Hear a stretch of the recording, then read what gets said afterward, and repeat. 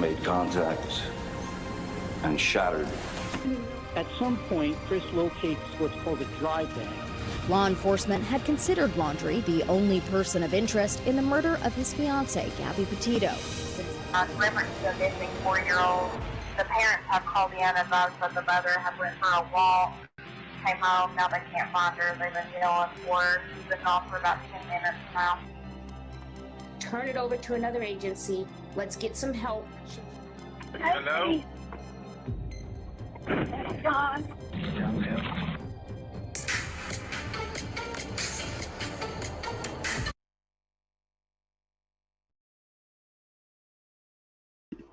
Good morning, everybody. Thank you for being here for another ATS live stream. Today, we're going to go over the DELPHI murder probable cause arrest affidavit. Obviously, you guys have probably already heard that it was released to the public yesterday. Many people have gone through it already. I've decided to do a pre-recording read-through of it. I watched some people's coverage on this, and they sort of paused and talked to chat and, you know, kind of speculated and just were in shock taking all this in live. So I figured we could listen to it all the way through and then discuss it live. So I hope you guys like that. Good morning, everybody. Thank you for being here. I really appreciate you all being here. I'm drinking my coffee. The camera is not on today because, yeah, I was up late recording this. The little one is getting over being sick, so just was not a smooth recording of this at all. But there are parts where I might mispronounce, like maybe the name of the gun or little specifics. My apologies. I'm sure you guys will correct me in the comment section on how to pronounce something, which I don't mind. I don't know if people think like I'll be annoyed with constructive criticism. I'm actually somebody who can take it. So please let me know if I've mispronounced something. Anyways, I've also put some of the pages of the affidavit on the screen for things that you want to reference. Like when I'm talking about the gun, if I mispronounce something and you're like, what is she trying to say? It's up on the screen. So you'll be able to kind of reference the gun information. So again, thank you for being here, everybody. Hello, Evil CJ, Allison, Gulf War 03, William, Jackie, Pam, everyone else who has joined us, Mel Mac. I can't thank you guys enough for being here. Let's just get into it, and then we will discuss everything that we see in this affidavit after. And then I was thinking we could just play the court TV segment about this, which isn't that long, but yeah, it really is insane. Lex Luthor, like when Doug Carter said that the public will understand why Richard Allen is being arrested, you know, he wasn't kidding. So let's get into it, guys. Thank you again for being here. If you haven't hit that like button, give me a like. And good morning, everybody. Thanks so much for joining.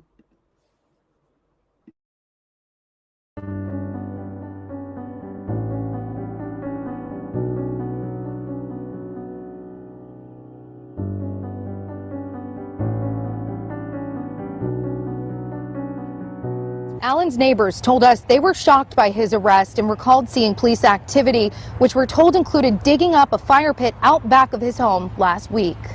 I saw police cars going down there, a couple of police cars, and I never thought much of it. But eventually when that PC is released, it'll be clear. Will it answer all of our questions? Or is there still... Remember, this case is 2,100 days old, almost. And the facts in their totality will come out at trial, and not until then. Can you say anything about why investigators are focused on your client? You guys will read the probable cause affidavit, and you may wonder why they are focused on our client. The newly unsealed probable cause affidavit document states that Richard Allen was near the Monon High Bridge in Delphi, Indiana on February 13th while Libby and her friend Abby went for their hike. It describes how video retrieved from the victim's cell phones that day showed a male subject wearing a dark jacket and jeans approaching the two teens when one of the girls mentions gun. Towards the end of the video, prosecutors say a male suspect is heard telling the girls, "Guys, down the hill." That was the last anyone ever saw Libby and Abby, whose bodies were found near a creek the next day. A .40 caliber unspent round lay less than 2 feet from their bodies. One witness later told cops they saw a man matching Allen's description, muddy and bloody, walking away from the scene later that day. Richard Allen is now charged with felony murders in their deaths, with prosecutors claiming he had killed the 2 teens while trying to kidnap them. But authorities say he may not have acted alone. The revelations come as Richard Allen petitions a judge to move his trial at least 150 miles away from Carroll County, citing over 5 years of intense publicity in the case that gripped the nation. As a sworn affidavit setting forth the facts and circumstances known to law enforcement of Carroll County as the basis for probable cause to arrest without a warrant or to establish probable cause for issue of an arrest warrant for the above-named defendant, that the facts and the circumstances described below would be sufficient basis for a person of reasonable caution and prudence to believe that the accused has committed or attempted to commit the offenses described, and that if arrested without a warrant, such would be authorized under IC 353311. That the hearsay statements of the witnesses contained herein are considered reliable and credible due to the witnesses' personal knowledge and or are corroborated by the totality of the circumstances. That on February 14, 2017, Victim 1 and Victim 2 were found deceased in the woods, approximately 0.2 miles northeast of the Monon High Bridge in Carroll County. Their bodies were located on the north side of the Deer Creek. At the time, the Monon High Bridge Trail was approximately 1 mile gravel trail terminating at the Monon High Bridge. The Monon High Bridge is an abandoned railroad trestle approximately 0.25 miles long, spanning the Deer Creek and the Deer Creek Valley on the southeast end of the trail. Approximately 0.7 miles northwest on the trail from the northwestern edge of the Monon High Bridge is the Freedom Bridge, which is a pedestrian bridge spanning State Road 25. Approximately 350 feet west of the Freedom Bridge was a former railroad overpass over Old State Road 25, also known as County Road 300 North. The trail terminates just west of the former railroad overpass. The majority of the trail is in the wooded area, with a steep embankment on the south side of the trail. The entry of the trail and the location of the girls' bodies were and are located in Carroll County, Indiana. Through interviews, reviews of electronic records, and a review of a video at the Hoosier Harvest Store, investigators believe Victim 1 and Victim 2 were dropped off across from the Mears farm at 1:49 p.m. on February 13, 2017 by redacted name. The Mears farm is located on the north side of the County Road 300 North near an entrance to the trails. A video from Victim 2's phone shows that at 2:13 p.m., Victim 1 and Victim 2 encountered a male subject on the southeast portion of the Monon High Bridge. The male ordered the guys down the hill. No witnesses saw them after this time. No outgoing communications were found on Victim 2's phone after this time. Their bodies were discovered on February 14, 2017. The video recovered from Victim 2's phone shows Victim 1 walking southeast on the Monon High Bridge while a male subject wearing a dark jacket and jean walks behind her. As the male subject approaches Victim 1 and Victim 2, one of the victims mentions gun. Near the end of the video, a male is seen and heard telling the guys down the hill. The girls then begin to proceed down the hill and the video ends. A still photograph taken from the video and the guys down the hill audio was subsequently released to the public to assist investigators in identifying the male. Victim 1 and Victim 2's death were ruled as homicides. Clothes were found in the Deer Creek belonging to victim 1 and victim 2, south of where their bodies were located. There was also a .40 caliber unspent round less than 2 feet away from victim 2's body between victim 1 and victim 2's bodies. The round was unspent and had extraction marks on it. Interviews were conducted with 3 juveniles. Redacted names. They advised they were on the Monon High Bridge Trail on February 13, 2017. They advised they were walking on the trail toward Freedom Bridge to go home when they encountered a male walking from Freedom Bridge towards the Monon High Bridge. Redacted name. Described the male as kind of creepy and advised he was wearing like blue jeans, like really light blue jacket, and his hair was gray, maybe a little brown, and he did not really show his face. She advised the jacket was a duck canvas type jacket. Redacted name advised she said hi to the male, but he just glared at them. She recalled him being in all black and had something covering his mouth. She described him as not very tall, with a bigger build. She said he was not bigger than 5'10". Redacted name advised he was wearing a black hoodie, black jeans, and black boots. She stated he had his hands in his pockets. Redacted name showed investigators photographs she took on her phone while she was on the trail that day. The photographs included a photo of the Monon High Bridge taken at 12:43 p.m., another one taken at 1:26 p.m. at the bench east of the Freedom Bridge. Redacted name advised she took the photo of the bench. They started walking back towards Freedom Bridge. She advised that was when they encountered the man who matched the description of the photograph taken from victim 2's video. She described the man she encountered on the trail as wearing a blue or black windbreaker jacket. She advised that the jacket had a collar and he had his hood up from the clothing underneath his jacket. She advised he was wearing baggy jeans and was taller than her.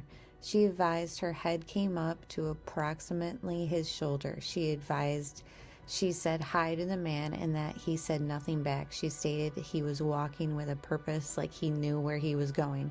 She stated he had his hands in his pocket and kept his head down. She advised she did not get a good look at his face but believed him to be a white male. The girls advised after encountering the male, they continued their walk across Freedom Bridge and the old railroad bridge over State Road 25. Investigators spoke with redacted name who advised she was on the trails on February 13, 2017. Video from the Hoosier Harvest Store captured blank vehicle traveling eastbound at 1:46 p.m. towards the entrance from the Mears farm. Blank advised she saw 4 juvenile females walking on the bridge over Old State Road 25 as she was driving underneath on her way to park.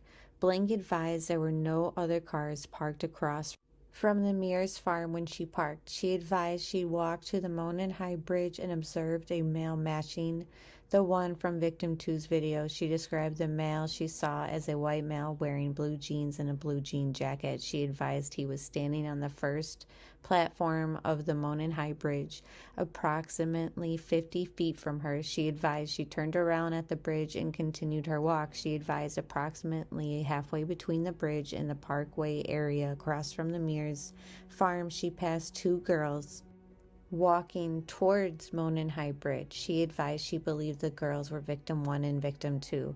Video from Hoosier Harvest Store shows at 1:49 p.m. a white car matching blank vehicle traveling away from the entrances across from Mears farm. Blank advised she finished her walk and saw no other adults other than the male on the bridge.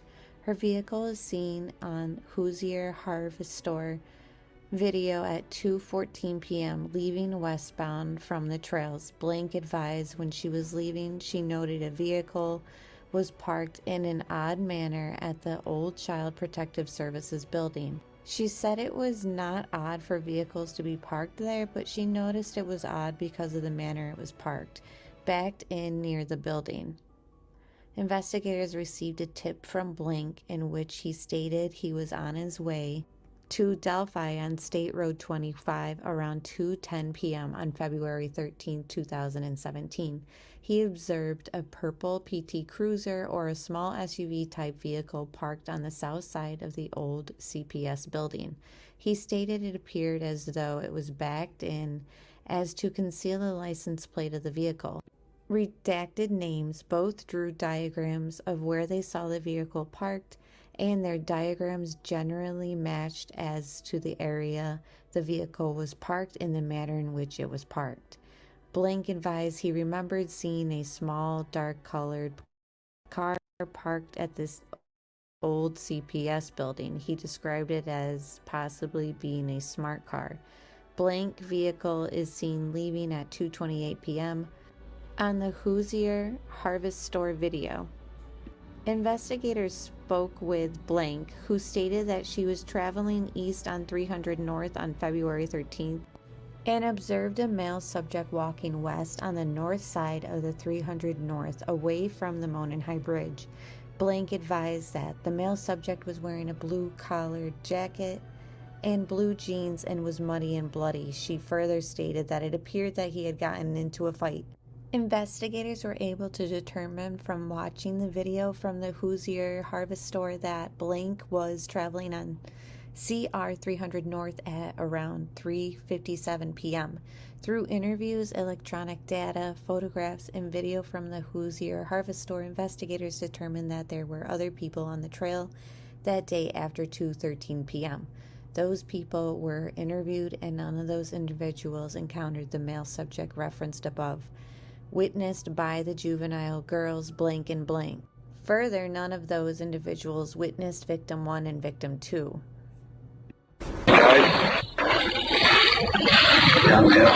Investigators reviewing prior tips encountered a tip narrative from an officer who interviewed Richard Allen in 2017.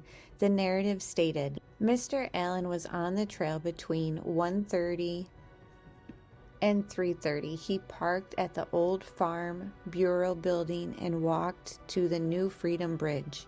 While at the Freedom Bridge, he saw 3 females.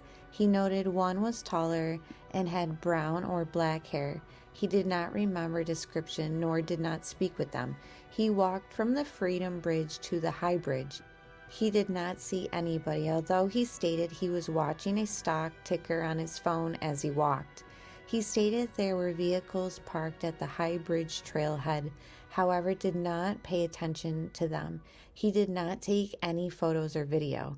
His cell phone did not list an IMEI, but did have the following: MEID, potential follow-up information. Who were the 3 girls walking in the area on the Freedom Bridge?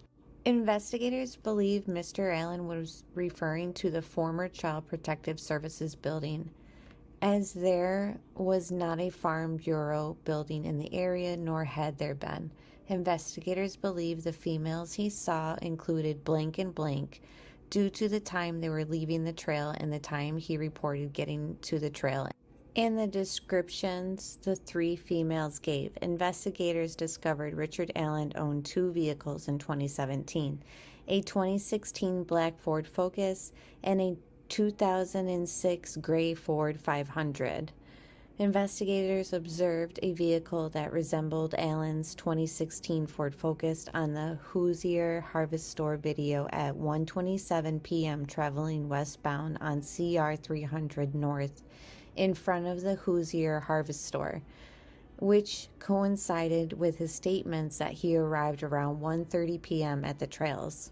Investigators note witnesses described the vehicle parked at the former Child Protective Services building as a PT Cruiser, small SUV, or a smart car. Investigators believe those descriptions are similar in nature to a 2016 Ford Focus. On October 13, 2022, Richard Allen was interviewed again by investigators. He advised he was at the trails on February 13, 2017. He stated he saw juvenile girls on the trails east of the Freedom Bridge and that he went on the Monon High Bridge. Richard Allen further stated he went out onto the Monon High Bridge to watch the fish. Later in his statements, he said he walked out to the first platform on the bridge. He stated he then walked back, sat on a bench on the trail, and left. He stated he parked his car on the side of an old building. He told investigators that he was wearing blue jeans and a blue or black Carhartt jacket with a hood. He advised he may have been wearing some type of head covering as well. He further claimed he saw no one else except for the juvenile girls he saw east of the Freedom Bridge. He told investigators that he owns firearms and that they are at his home. Richard Allen's wife, Kathy Allen, also spoke to investigators. She confirmed that Richard did have guns and knives at the residence. She also stated that Richard still owns a blue Carhartt jacket. On October 13, 2022, investigators executed a search warrant on Richard Allen's residence at 1967 North Whiteman Drive, Delphi, Carroll County, Indiana.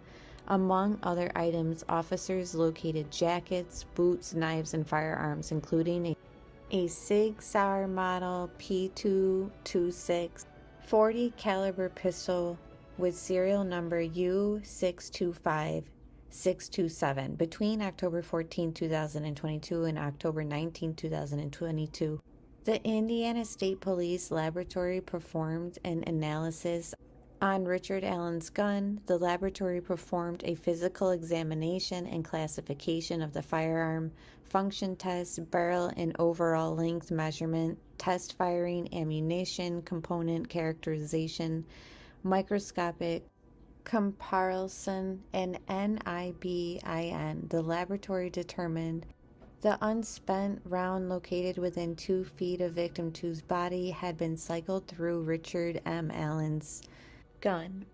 The laboratory remarked an identification opinion is reached when the evidence exhibits an agreement of class characteristics and a sufficient agreement of individual marks. Sufficient agreement is related to the significant duplication of random sporadic impression marks as evidenced by the correspondence of a pattern or combination of patterns of surface contours. The interpretation of identification is subject in nature and based on relevant scientific research and the reporting examiner's training and experience. Investigators then ran the firearm and found that the firearm was purchased by Richard Allen in 2001.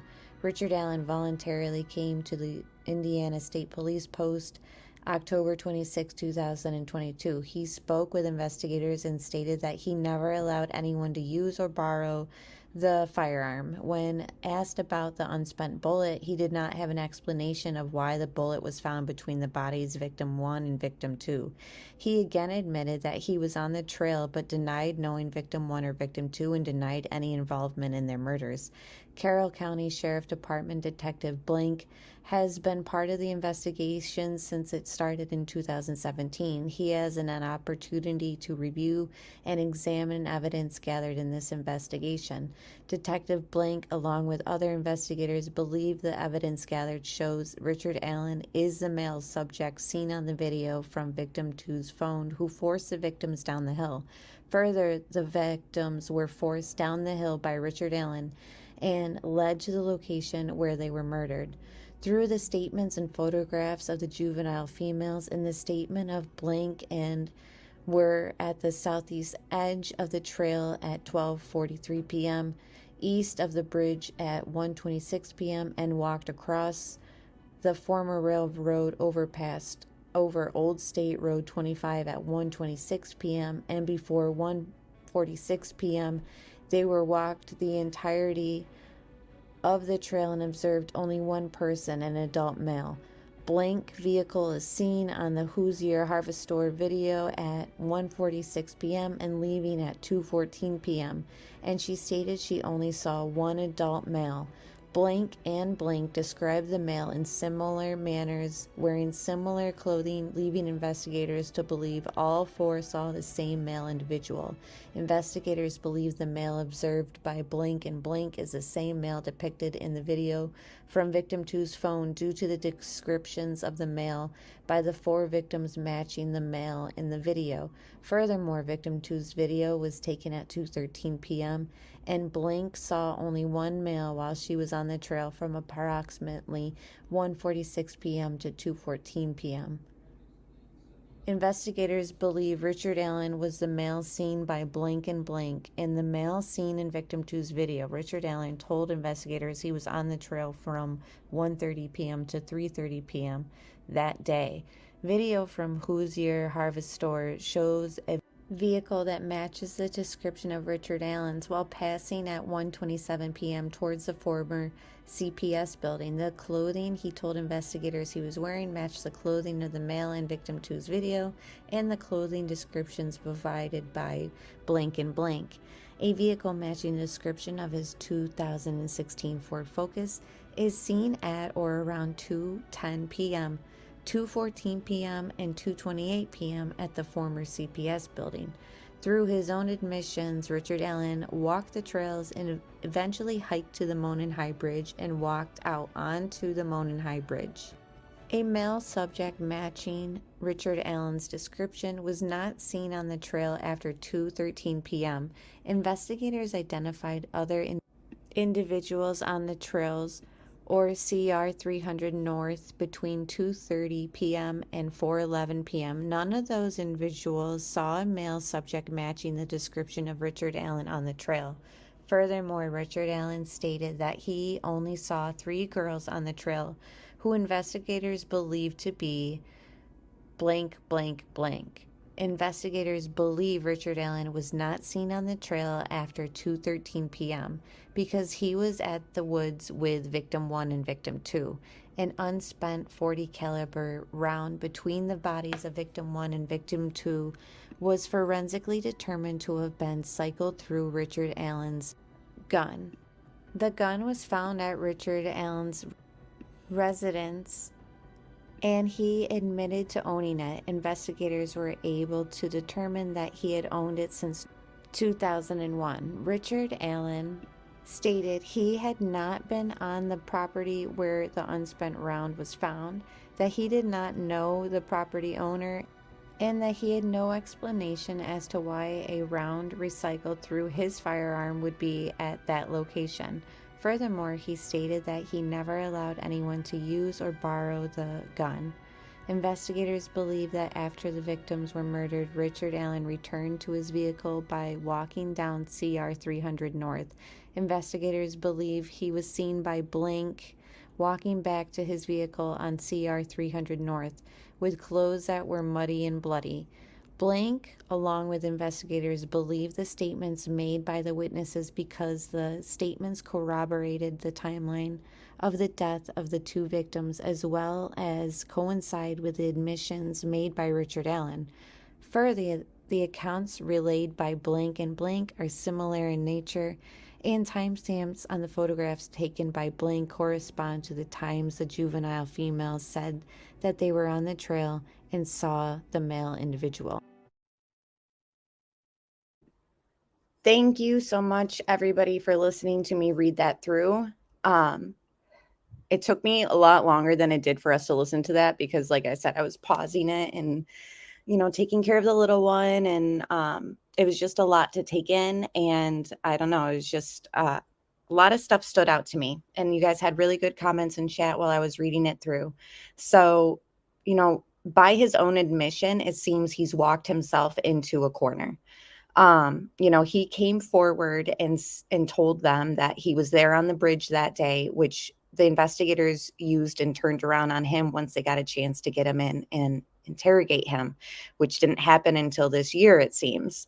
So when he had come forward to the conservation officer, and thank you so much, No Thanks Investigates. And if anyone hasn't checked out that channel, if you like true crime and you like a little bit of light humor mixed in with it, you definitely check out No Thanks. They do great work over there.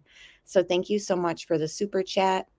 And thank you everyone who has joined us since this started. If you want to hear more about the affidavit, you'll have to go back to the beginning of the stream, but I can summarize it right now for you guys. So some of the things that stood out to me was they had stated that the victim's clothing was in the creek. Did you guys notice that? So I'm wondering if you guys can okay, good. Sorry. So the pre-recording audio might be a little lower because, like I said, I was kind of like staying quiet while she was trying to sleep, but I'm sorry. I hope you guys were able to still hear it all. But so what can you guys, I don't know, what do you make of it stating that some of the victim's clothing was in the creek? And it just makes me, yes, it seems the wife is cooperating. I'm sure she's totally blindsided. His wife must be living in a denial. Please hit that like button. 158 watching, only 70 likes. It's free. Thank you so much for saying that in chat. Okay, sound was okay. All right. So they stated in the search warrant for Ron Logan, remember we looked at that, we've looked at it for months now, that some of the clothing was missing on the girls. It didn't specify which part of clothing, and it didn't state much of that, but yeah, it does seem like it is what Amstel is saying. But they still, here's my thing. Yeah, I don't know, true crime with Shannon, because here's my question about the essay. Why isn't there a charge for it? You know, that's why I'm like confused on. So can we eliminate any sign of or any possibility that they were essayed because Richard Allen isn't facing some sort of charge related to that?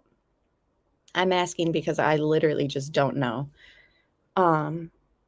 But why is some of their clothing in the creek? Do you think that, you know, they had run out and he like grabbed them and there was some sort of like struggle and it was like ripped off them? You know, if somebody grabs your shirt and you kind of like tuck out, like, was it something like that? I'm just having a hard time trying to figure out like why the victim's clothing, you know, they had stated that some of it was missing and now we find out that some of it was in the creek.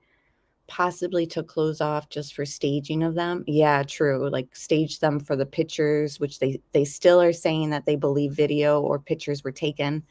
That to me was something that stood out. The other thing to me, which is sort of related to the creek and clothing, is the fact that the witnesses who saw Richard Allen that day, or who they believe is Richard Allen, his clothing was muddy and bloody. And we kind of had speculated before, like, what did he do with his clothing? Because, you know, the search warrant for Ron Logan stated also that whoever committed this crime, no doubt would have been covered in blood. So where we were always wondering, like, you know, did he ditch it? Did he have an extra set waiting there? Was that part of the burn pile at his house that was discovered? Did he, you know, burn his clothes even years later? Come to find out, the wife during her interview, and this is the thing though, and I want to make it clear, it doesn't say that the wife said he still owns that jacket. Like, so I know that people have already started running with it. Like he still, and that's why I put like a question mark about the jacket on my thumbnail, because the wife just stated that he owns a jacket like it. You know what I mean? Like that he still had a jacket, a Carhartt jacket or whatever. We don't know if it's the jacket, the exact jacket, but again, it's strange. Like, why would you wear that home? Like,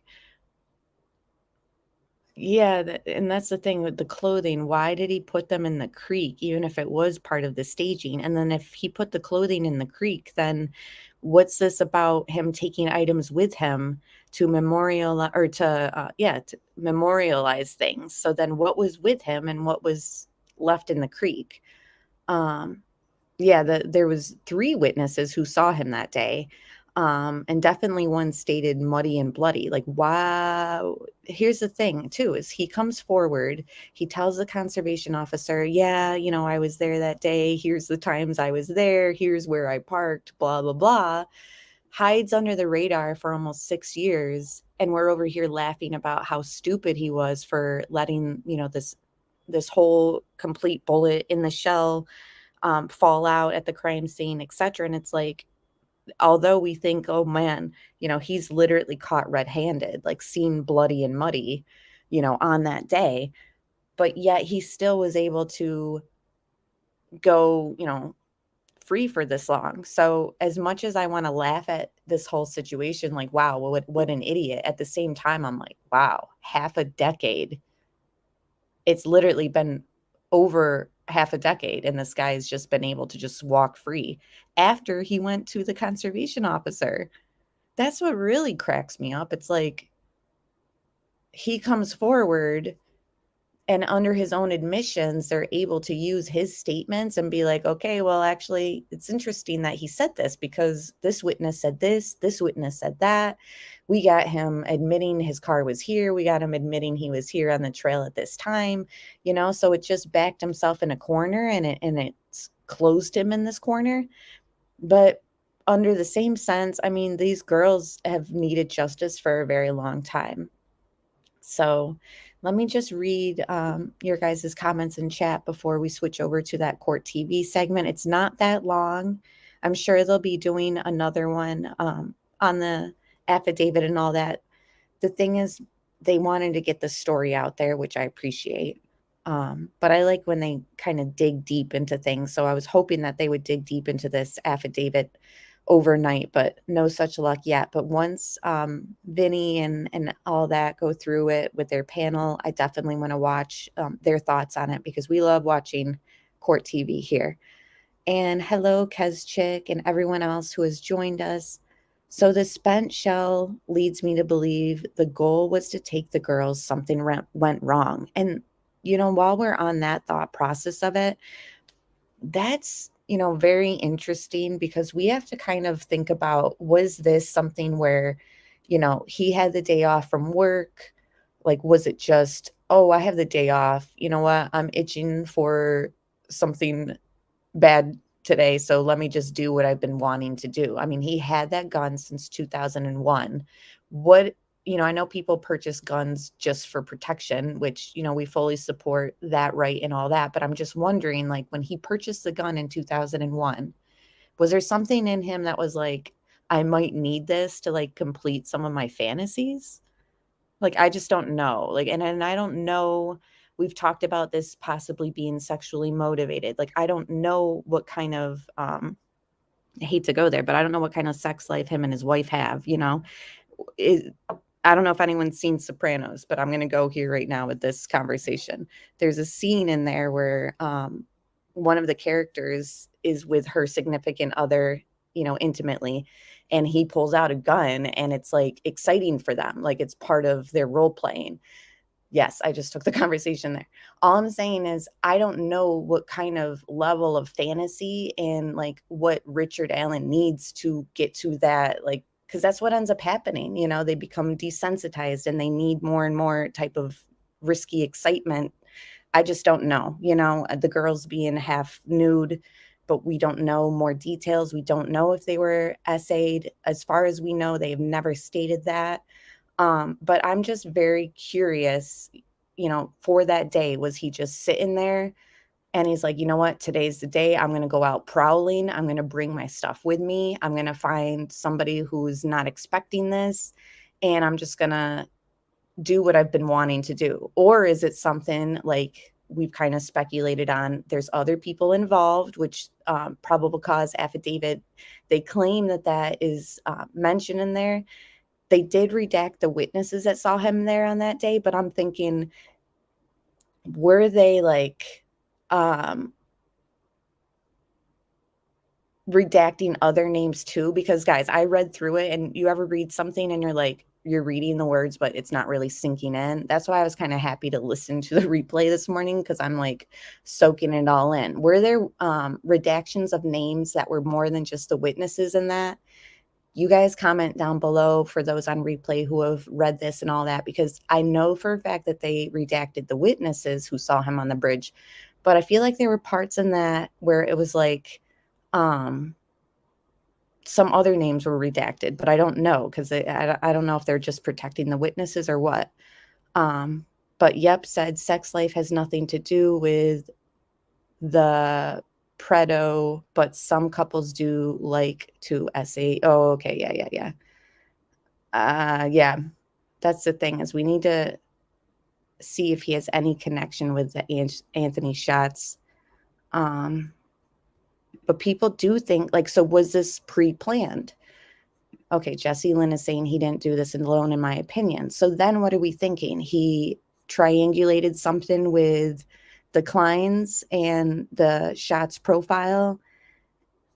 Because, like Carol said, Keegan Klein admitted he shared that password with other people. So was this something where it was pre-planned? He had the day off of work already prearranged. He grabbed his gun. He grabbed his knife. It almost looks like he has like a scarf, bridge guy. So I don't know if he was like hiding his face. Yeah, possibly, and possibly make a film. Like it seems like this was sort of something prearranged. But at the same time, like, it does sound like that area has a lot of people walking, and the witnesses were female. So I don't know if more females kind of walk there for a nature walk or what, but it did seem like like many trails here, like even in New York or wherever, if you're not walking with like pepper spray or something, like you could be vulnerable to have somebody come out of the woods and sneak up on you. Like when you're back in these woods, I mean, we have lakes here and trails that like you can walk so deep, like you'll be 10 feet away from a deer and they're chilling, eating. And you're like, wow, but they're so used to people, but you're deep in the woods in a way, but it's still like a regulated trail. So it's like, did Richard just have a plan to go to that area knowing that people would be vulnerable? Or was this like a prearranged, triangulated effort with other people involved? And, they cornered these girls already preemptively and pre-planned. So Allison says, I think it's related to the shots profile and Klein. Yeah, exactly. The police have already said that other people are involved. And that's why I'm wondering if, like, were there parts in that affidavit that I missed that were kind of hinting at other people there? Because everything I was reading seemed like they were just redacting the witnesses that seen them. And remember, Richard Allen's lawyer last week, we went through his statements and he said something like, I didn't see anything in the affidavit about other people. So I don't know. Maybe I missed it. I'm wondering what you guys think. We still, Mary, do not know the exact cause of death.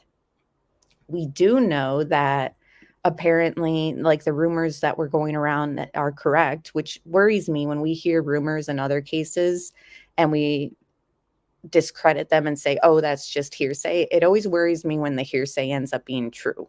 So Delphi murder victim yelled gun in the video where a man told them to go down the hill. As cops say, unspent round found near their bodies was cycled through his gun. And have you guys ever seen forensic files where they've done this type of ballistic analysis on a unspent bullet? And like on the episodes, of course, they amp it up for dramatics and all that, but they literally do like a microscopic like look, and it's almost like like a fingerprint. It's specific, or I guess you could call it more like a mold. It's like specific to each gun model. Like once it goes in and it has like the whatchamacallit, lines on it and impressions. Is that sounding right, guys? Because I'm not a gun expert, obviously, but from my understanding was the unspent bullet ejected without his knowledge. It was in the chamber.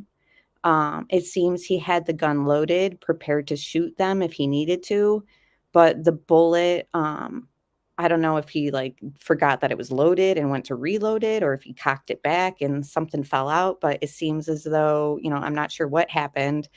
But it ejected without his knowledge, and then law enforcement found it in between the girls' two bodies on the ground.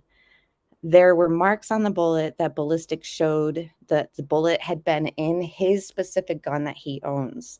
So people are saying that they're not sure if they were shot or not, and he might have just been using it to control them, which is why I think this whole kidnapping charge or stuff that people are talking about is mentioned also.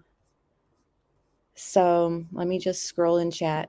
Eyewitness testimony is notoriously unreliable. It has been proven in studies 100%. We always kind of are very shaky when we're studying a case and they're like, well, this witness said this and this witness said that. These eyewitnesses' accounts, because they lined up the timeline to what Richard Allen was saying too, that's where it's kind of like not different in this case, but it's stronger. I know it's still flimsy. Don't get me wrong. Eyewitness account definitely is oof.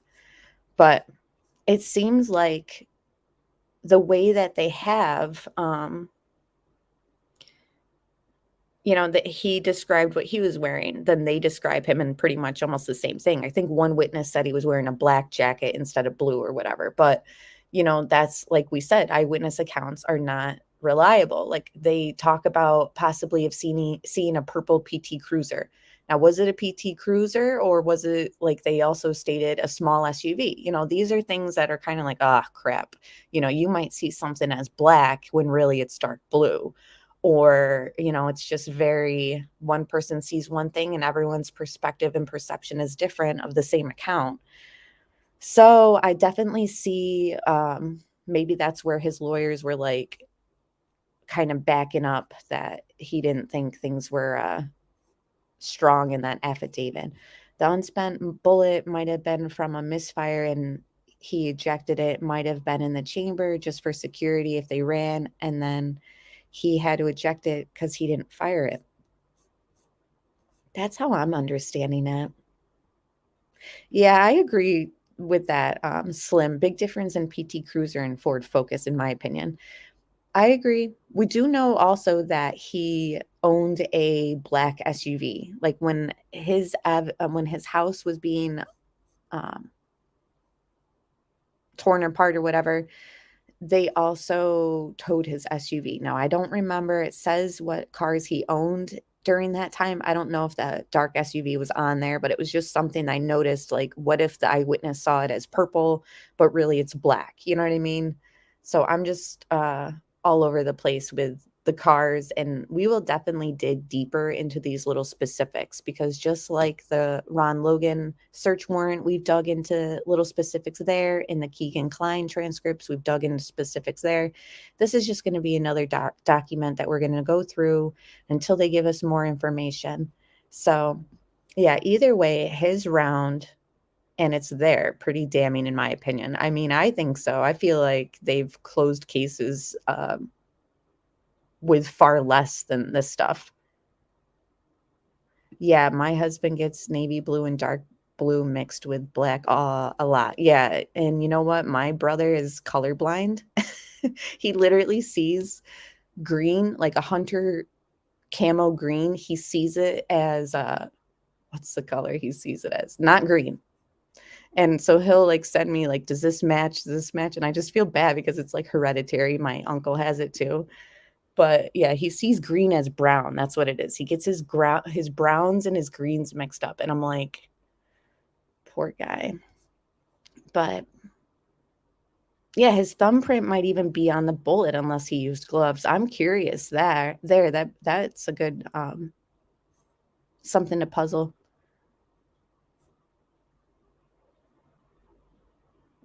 Could the gun have jammed and then the unspent round was ejected? Just a theory. Something along those lines, Casey, I think happened.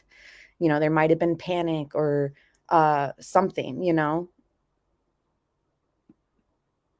If he's a regular in the area, can't he argue the casing was from a long time ago? I mean, his defense team will argue whatever they can, He did state, though, and correct me if I'm wrong, in the affidavit, in his statement, that he didn't know why it was at the property, like couldn't come up with a reason why it was there. And he stated that he didn't know the property owner or whatever. So, if he had said, well, I've known Ron for a while, we used to drink, because Ron's not around anymore. So who's going to argue that? But he could have said, well, I'm friends with Ron. That's why it was there. I go over there all the time. We shoot all the time. You know what I mean? that's why it was found there. I don't know why it was between their bodies, but it must have been there before their bodies were there. Oh, geez. Hopefully that's not an excuse that they use. All right. So let me just switch screens and pull up the court TV segment I want to play. I'm looking at chat 2. Wife Lilith said, how did witness 1 and 2 see him at the exact same time together, but only one seen him have something over his face? I feel like this witness may be involved in reality. I mean, I took it as they were there on the trails together, and then they interviewed them separately. So cops were like, what did you see? Okay, jotted down what they saw. And then the other girl was asked, what did you see? And then they jotted down what they said, but it wasn't like they were sitting there together. So that's why maybe one remembered his face was being covered and the other one didn't. You know what I mean? So it's just like we stated, just an eyewitness account. And those are all little specifics too that we'll go through too and be like, why did this person say this and this person said that? I mean, it's just what we end up doing. So that is a good observation. I'll definitely look into that. Yeah, that's a good point, Casey. Interesting also, there's no mention of hearing shot fired. Yeah, no witness said, and then I heard something, but I didn't know if it was a firework or whatever. Yeah, that's not mentioned. So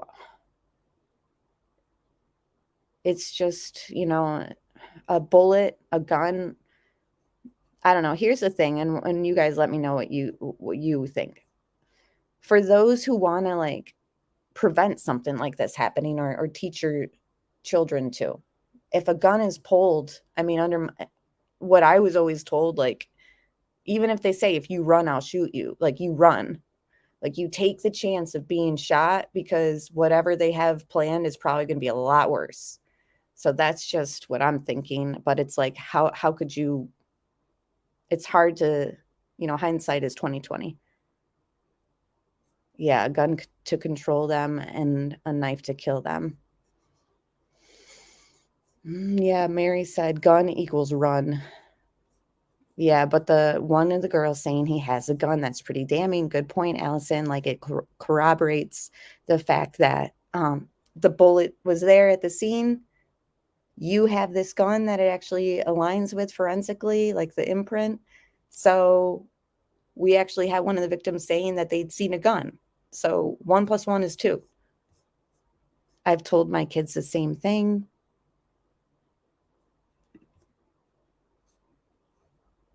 That's why Richard Allen racked back his gun as a scare tactic, in my opinion. He left the striations marks on the unspent round.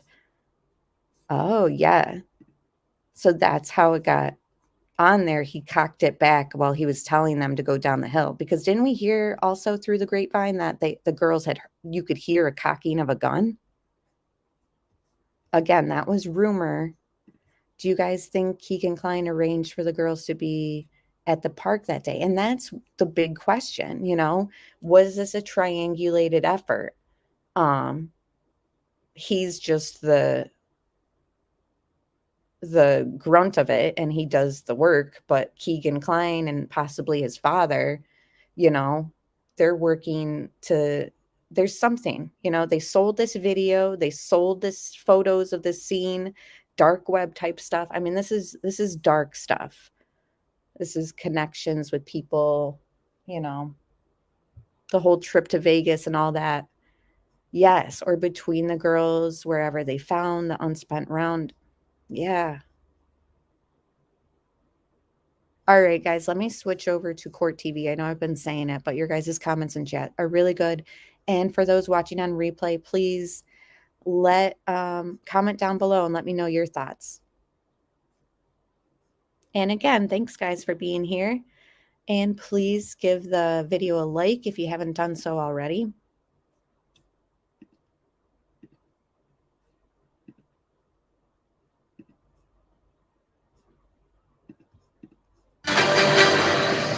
We are following breaking news, folks, in the Delphi murder mystery case. Is the audio okay? TV Live. I'm Julie Grant.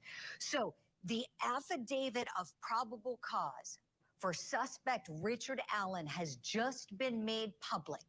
This was all under seal, folks. Remember, when he was arrested, we told you about it. We told you he was being charged with the murders of these two beautiful children that you just saw there, Abigail Williams and Liberty German.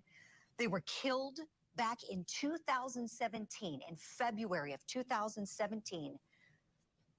And we didn't know any details about why this guy, why Richard Allen.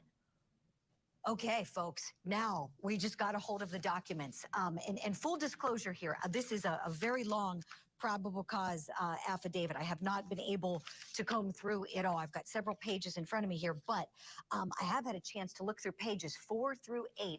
Big things are jumping out at me, and I'm going to bring in my guest to help me unpack some of this as I read it off to you. I have with me the perfect guest on the program, retired DEA Special Agent Ted Golden, also a former Memphis police officer. Okay, Agent Golden, the big thing here in this document is a link to Richard Allen's firearm. So apparently, and I'm going to read directly from this page, I'm looking at page 5 of this affidavit of probable cause, and it talks about how Richard Allen owns a Sig Sauer model P226. Okay. Investigators found an unspent round located with just in a couple of feet of one of the girls' bodies. They had taken that unspent round into evidence, but apparently not until recently, not until they interviewed Richard Allen, they went to his home, they got a hold of his guns, and they were able to test one. They were able to determine from the crime lab that that unspent round was cycled through Richard Allen's Sig Sauer. Okay. Okay.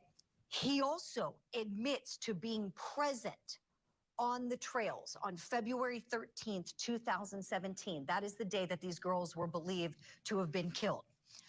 He also told investigators he was wearing blue jeans, a blue or black Carhartt jacket with a hood. And from what I can see here on these pages, investigators believe that he's the man in the video that we see here, folks. He claims that he went out on the Manon High Bridge to watch the fish, is what he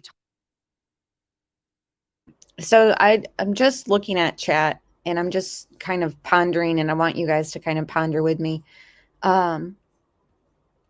Yep mentioned that she was guessing that the girl's panties, sock, and shoe were found in the river, creek, or whatever. They stated clothing was found in the creek. They've also stated that they believed that the killer had taken parts of the clothing with him. So I'm just confused, like what this scene actually looks like as far as like their dress, you know, like I'm just trying to, because wouldn't they have seen the clothing already in the creek a while ago? So I'm just curious why that wasn't mentioned in the Ron Logan search warrant, you know, because they only stated that missing pieces of clothing from each of the victims. They didn't specify which clothing, and then said something about the killer possibly took the piece of clothing with him to memorialize it. So I'm just wondering, like, so then is the clothing in the creek like separate? Like what's going on? Like with the whole scene of clothing in the creek, and then the aspect that the FBI agent said in the Ron Logan search warrant that they believed that something was taken, a piece of clothing was taken from them. So they said, Jesse Lynn, in the arrest affidavit that I read, that they found clothing in the creek. So that's why I'm confused. They said Libby was naked from waist down. See, like I've heard pieces of clothing mentioned. I haven't heard like specifically like their attire,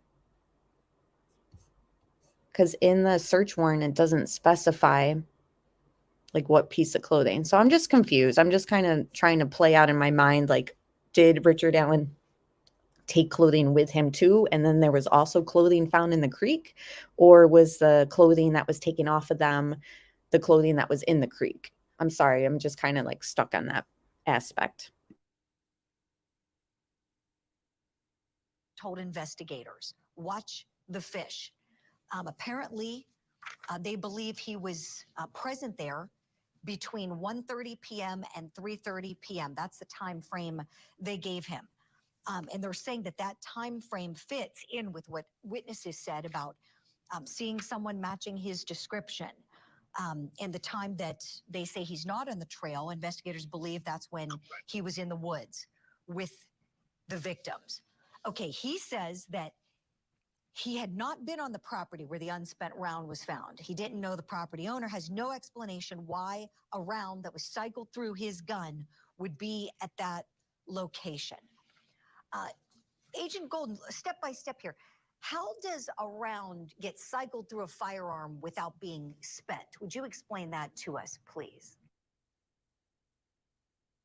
And before he explains the bullet thing, wife Lilith brings up another good aspect of that. The affidavit brought to our attention that, you know, the bullet was found 2 feet from victim 1, but in between the 2 bodies.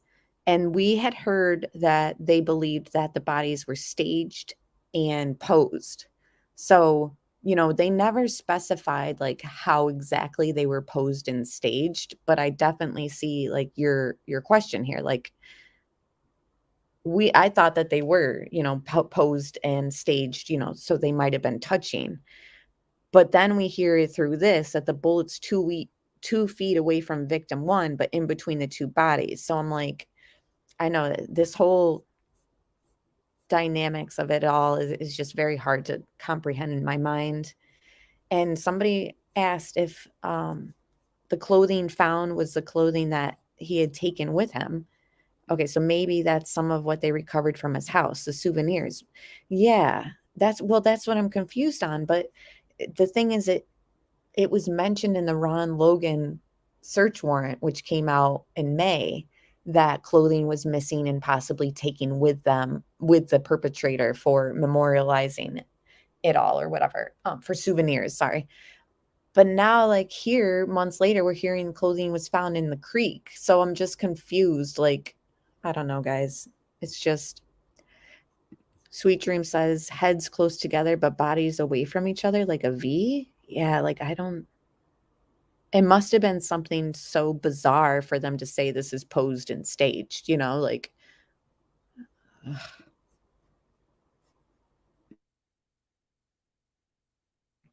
With a semi-automatic weapon, when you pull the trigger, the round is supposed to be discharged. Sometimes, especially if you're using reloads, the bullet does not come from the casing, and it sits in the casing anyway.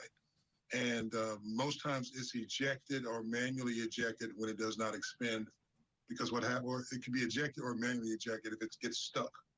In most instances, if it gets stuck, you eject the round. But if it actually went through, that means it cycled through the weapon and it was discharged, but the bullet did not come loose from the casing that it's housed in. So what she said when they say unexpended round. So if it cycled through, it's got the markings that come out of the trigger or out of the barrel. When the bullet goes through the barrel, there's a marking that was on the case, and you're able to trace it back to the weapon it was expended from. So this is huge. Okay, this is a big link. To me, this is big, big, big forensic evidence, is it not, Agent Golden? If you've got this gun that this guy, police determined he's owned it since 2001, recovered very recently from his residence. So it wasn't until October, this past. And why would he hold on to his gun for this long?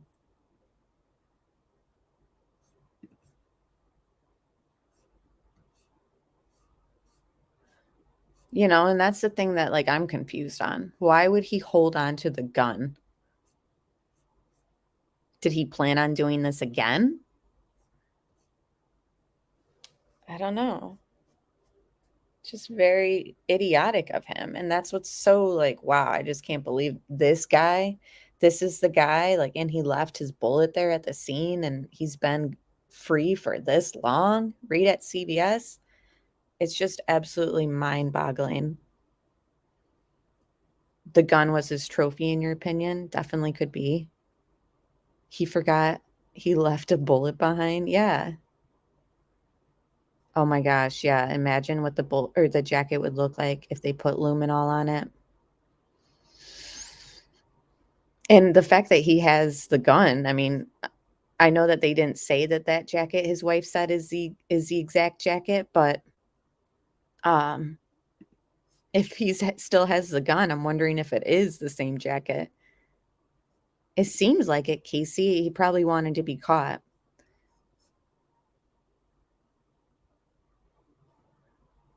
Thank you. Tier to share is back. Thank you so much. Good morning, CDT. It's crazy, guys. Past October, investigators executed a search warrant at his house. They took jackets, boots, knives, firearms, including that Sig Sauer that they tested at the Indiana State Police crime lab. Okay, so we've got a forensic link there. Let's talk about the clothing. Apparently, investigators, Agent Golden, interviewed Richard Allen's wife, Kathy Allen. His wife is clearly a witness here. It says so right here in front of me in this probable cause affidavit. She confirmed he does have guns and knives at their home and that he still owns a blue Carhartt jacket. Now, what's key here, some statements he gave, he was interviewed back in October by investigators. He was interviewed multiple times, it looks like. But in October, he talks about being there on the Manon High Bridge to watch the fish. This is February 13th, 2017, the day those girls were said to be murdered. Says that he walked back, sat on a bench on the trail, left, said he parked his car on the side of an old building. Told investigators he was wearing blue jeans, a blue or black Carhartt jacket with a hood. Agent Golden, that description sounds a lot like what we're looking at here, does it not? Yes, ma'am. Fruits of the crime. He's admitting to being present and wearing those specific clothing and items, and if they found them, they'll be able to verify that they exist, which confirms another piece of information that is evidence in the crime. Right, right. And just something that we've all kind of wondered, about the wife. How did she not know? The bridge guy photo, the voice, the video, all three of those were released and circulating, and we've seen on so many buildings, and just it's been documented that this sketch of, the drawings and all that have been all over Delphi. Not only all over their own town and community, but obviously the internet and the media also. So everyone's just been very confused, like, why, how did the wife not know, like, blah, blah, blah. But like, I'm wondering, like, how did that conservation officer who interviewed him, who took the statement and all that, like, how did he not think, like, oh, wait, I remember I talked to some guy and he was there that day between this time frame and that time frame, and I took notes on this. Like, you know what? I might want to pass that along to the sheriff. Like, I'm just so confused. Like, how did not only his wife, yeah, and wasn't the wife following the case? I don't know exactly, but she did follow other cases on her social media, it seemed. So who's your cold case said there aren't even fish in the Deer Creek? Conservation officer needs desk duty, drop the ball completely. I mean, I know that like work becomes mundane and stuff, but dang. That image was everywhere. And it's crazy when Web Sleuths and all of us kind of get together with our thoughts and theories and speculation, that we get the trolls that come in here and comment in my comment section. Oh, so you think you know more than law enforcement? I mean, in instances like this conservation officer, I almost feel like, well, I mean, I know I'm not perfect, but I might have done better. I don't know. I don't want to talk because I know that they do, a job that is very difficult, but I'm just kind of like mind blown. Like, for 5, almost 6 years, like, it'd be one thing if maybe a year went by and the conservation officer was like, something's ringing a bell, but like 5 years, just absolutely nothing. That's what I'm wondering now with the Idaho murders. Is someone questioning if their loved one is the perp? I wonder, like, they could be right under our noses. Yeah, it's so crazy that he said he was looking at fish. There to look at fish. Like, it's like you can just picture him in these interviews under pressure cracking, right?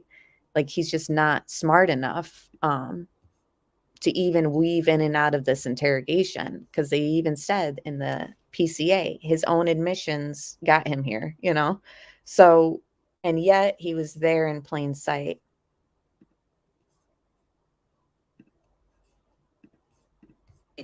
And okay, so there's also a witness statement, and I want to find it. I've honed in. I'm reading this literally as we're on the air right now. I'm looking at pages 4 through 8 are very telling to me, and I know that there was a statement where, let's see, someone saw him walking, and I'm recalling from my memory, someone saw a man walking. Here we go. I got it here. Looking at page 4. A witness, and they've redacted the name, so we don't know who this witness is, but this witness apparently said that she was traveling on 300 North on February 13th, saw a man walking away from the Manon High Bridge, said that the man was wearing a blue color jacket, blue jeans, was muddy and bloody. And she said it appeared that it looked like he had gotten into a fight. Okay, Agent Golden, let's just say, for the sake of our analysis, let's just say that that blue jacket we're looking at here on that person, whomever that is there, got the blood on it. Let's just say this witness in the probable cause affidavit saw that jacket. Is it possible there could still be forensic evidence on that jacket now? He didn't wash it or have it dry clean, more than likely, yes. But once you dry clean or wash something, it usually takes out, especially if you wash it with something that is an additive to get out stains and stuff like that. If you spray it with spray and wash, those kind of things, and you wash it several times, it's probably going to eliminate any DNA evidence over. It's been 5 years now. But if he did not wash it, out of fear or whatever, or trying to maintain control of his evidence of what he had done, the possibility exists that it does have some residue that could be tested.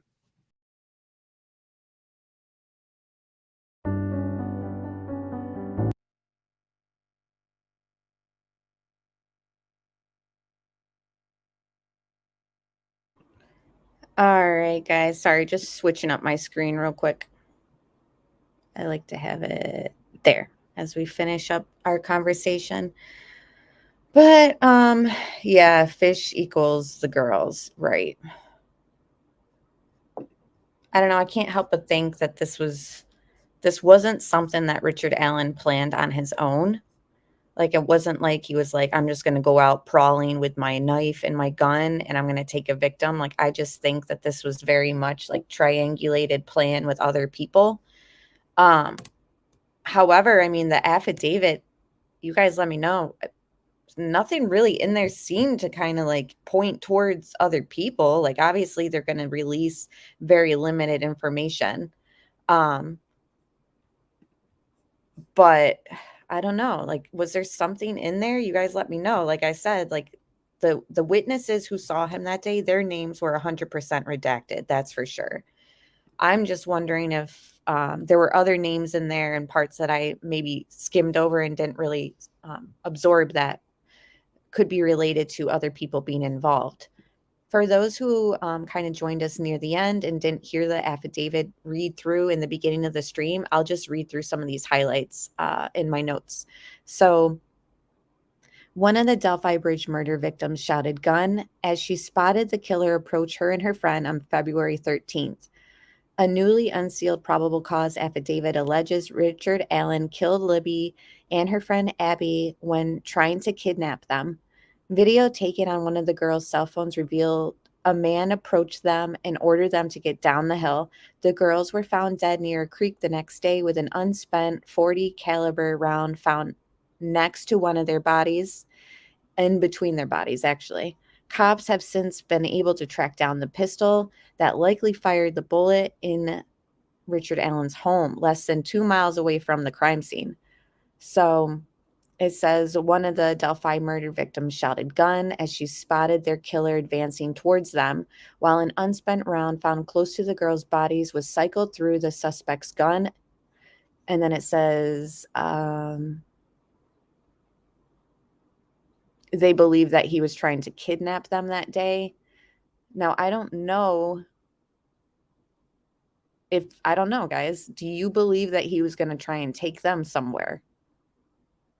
Or was this something that was supposed to be executed and documented right then and there, and then those images and all that was supposed to be, videotaped or whatever? But again, maybe they were going to be kidnapped, and then all that stuff would have still taken place, but some fight broke out or something. You know what I mean? If that's making sense. Yeah, they were found near the creek the next day. A breakthrough in the case finally came last month when cops were able to track down the pistol that likely fired the bullet. And it had been cycled through the gun. But he has not, however, been charged with kidnapping, only charged with felony murders in their deaths. So an eyewitness that was interviewed who was on the bridge that day recalled seeing the man believed to be Richard Allen first while walking back along the same trail. They said he was kind of creepy and appeared muddy and bloody at the time. He was ahead of Libby and Abby, witnesses suggested, meaning he may have laid in wait for his victims. Meanwhile, Richard Allen admitted to cops that he had been in the area that day during an interview that carried out in 2017, although he has long denied the murders. He said at the time that he decided to walk along the New Freedom Bridge where he saw 3 females, saying one of them was taller and had brown or black hair. Richard Allen was then interviewed again in October this year when he told investigators he had just gone on the bridge to watch fish and once again insisted he did not have any contact with the victims. He has pleaded not guilty for the murders and has recently petitioned a judge to move his trial 150 miles away from Carroll County, citing over 5 years of intense publicity in the case that has gripped the nation. Authorities believe he may not have acted alone. So that kind of gives you guys a summary of things that we've kind of gone through. Again, his lawyers are claiming that everything that they have against their client is flimsy and you expect more than what I saw when reading the affidavit. Now, I don't agree with the lawyer's statement. Again, that was last week. I think that this is pretty damning. Obviously, he was kind of trying to downplay it, but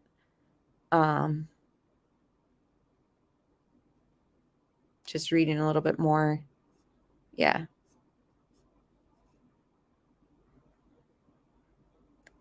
And that's the other thing too, is we can't forget June 18th, 2015, 2 years before the murders, around 3:30 in the morning. Remember, cops are called to Richard Allen's house for a domestic incident. Now, this is the incident that followed up with him going to a mental institution, I believe. He was taken to the hospital.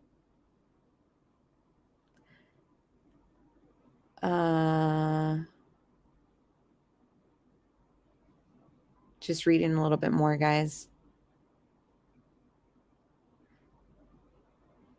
An FBI investigation has also concluded that the voice clip released by police of the man talking to the girls shortly before their death was not inconsistent with Ron Logan. Now, I don't think Ron Logan's involved with this.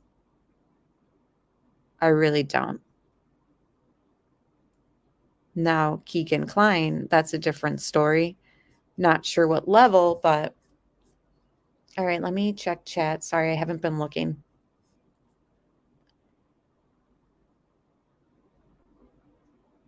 Yeah, Melmac, Richard Allen keeping his gun tells me he didn't realize he unchambered the unspent round found. Yeah, I mean, you would think like if he got home or if he came to his senses, like, oh my gosh, I dropped it. Oh my gosh, I got to ditch this gun. But then, I mean, maybe he did realize it and he's just stupid. And I mean, it could go either way, really. And it all comes down to stupidity and just being, I mean, just your sick mind overcame your senses. Delana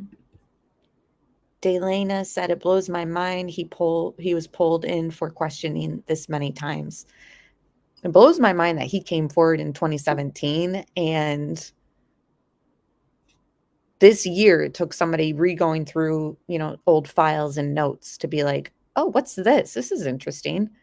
Like if somebody's in that area of the crime scene in that time frame, I'm just very confused, guys.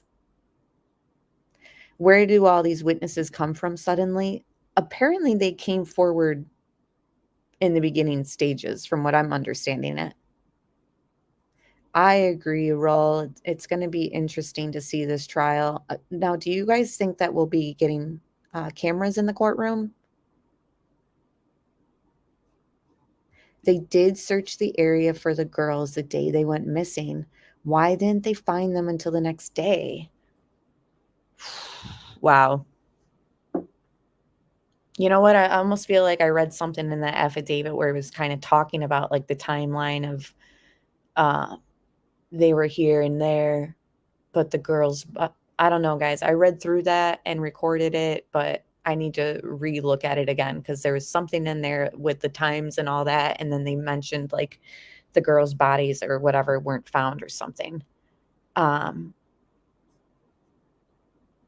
to say that their bodies were posed and staged, but yet they weren't found till the next day. So then what happened? Other people are involved, did the staging and posing and all that, and Richard was just the assailant. Like he's just the muscle behind the whole thing, and then somebody else did the other stuff.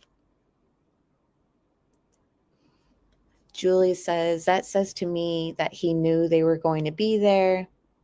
There had to be something or someone else involved. Yeah. For him to point them down, I mean, for one guy, and remember, he's my height, 5'3". I mean, he took on a 13 and 14-year-old. They're going to fight like heck, and they have the strength and the agility, and that would be a lot for him to take on, even with a gun and a knife. Don't you guys think? Although other people don't think so. So other people think, no, the gun was enough.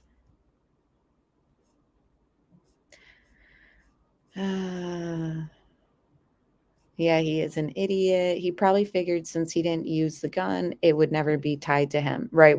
True. Yeah, because we don't. That must clarify, too, that they weren't shot then. Because it's only being tied to him from the unspent bullet. Like, it's not like they've said, we found the bullet that entered victim 1 and 2 in her chest cavity. Or, you know what I mean? Like, there's nothing to say that either of them were shot. If the bodies were hidden in Ron Logan's shack and staged overnight, possibly, I mean, we can't take it off the table. Yeah, he probably couldn't find the ejected round. Yeah, who carries a gun and a knife? Exactly. It was planned. My thing is like, what level of planning? Is this something that Richard was like, I mean, authorities are saying other people are involved. So for me to sit here and think that maybe he just had some sick fantasy he wanted to act out, I think I can kind of take that off the table in a way and just assume that this fantasy was with other people helping execute it. A gun is powerful when you have kids who are alone without any adult. Fear takes over. That's true. Even adults' fear can take over in a situation like that, Probably dropped it moving the bodies. Gun was just intimidation, but if he wanted to essay them, he would have needed help. Yeah. But then the witnesses are seeing RA on the bridge wasn't there, guys, help me out. Again, this is stuff we're going to comb through. Wasn't there a witness who stated they had seen Richard just 15 minutes after Libby's video was taken? I don't know. I could be wrong there. Please don't take that as truth. This is all new. This is all stuff we're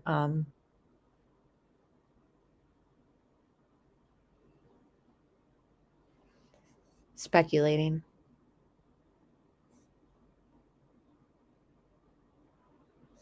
Oh, that's another good point, Angela. Premeditated. His license plate was hidden, which shows premeditation. Yeah, they mention something like that in the affidavit. Going which way, though? Yeah, Deco, we're going to iron out all this. We're going to map it out, iron out, and all that. This is just kind of a small introduction to it all. Remember his wife checking him into some treatment facility. That's the thing is, like, I heard that was after the crime, and then I'm hearing that it was after the DV situation, which was before the crime. So I need to know, did he enter that mental facility in 2017 after the crime, like the rumors have been going around, or is it after that 2015 DV situation? Because I've heard both, and I really want to know when he went to the mental hospital. Good morning, Michelle. It's good to see you. So I've heard it was a mental facility. I've heard it was a hospital. I've heard it was a mental hospital. All that has been stated. So I don't know if you guys can point me in a direction of like a source that's stated exactly, because everything I've seen just says like hospital. Like in the media and stuff, they've only stated hospital. But